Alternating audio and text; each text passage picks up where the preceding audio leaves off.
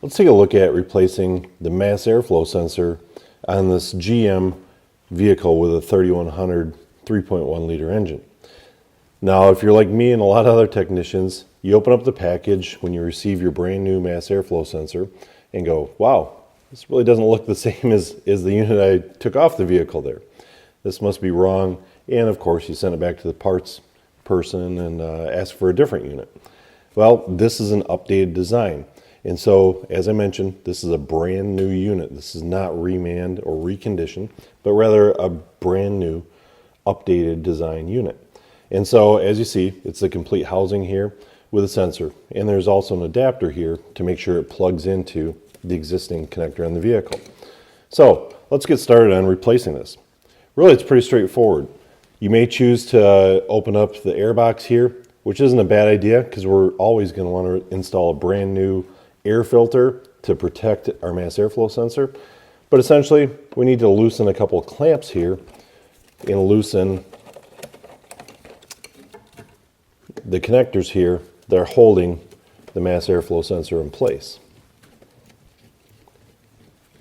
So once we get those loose, we can kind of work this around back and forth, use our screwdriver a little bit, try and pop the boots off here as well, and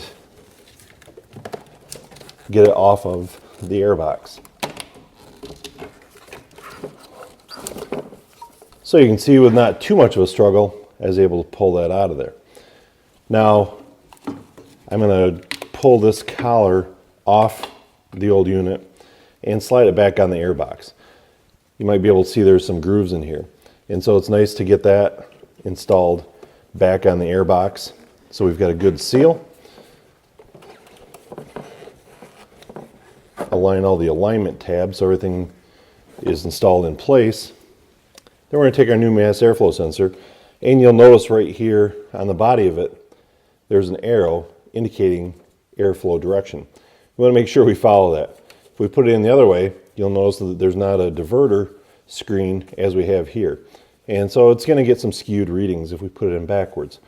Always make sure to follow the arrow. It's going to indicate the airflow direction. So as I pull this back, we'll slide this into place. We can work it back and forth here, but once we get it snugged into place, I'll now take my screwdriver again and tighten up the clamps. Make sure that we have no air leaks or any unmetered air going around the mass airflow sensor into the engine. That would result in some fuel trim issues and possibly some trouble codes. So once we've got it tightened down, I can now plug in the electrical connector, and really that's it. If there are any trouble codes set, and it's a good idea to erase those.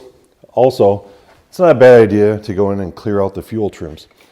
Who knows what happened with this dirty, contaminated, and faulty mass airflow sensor previously. Once we reset the fuel trims, the car is ready to go.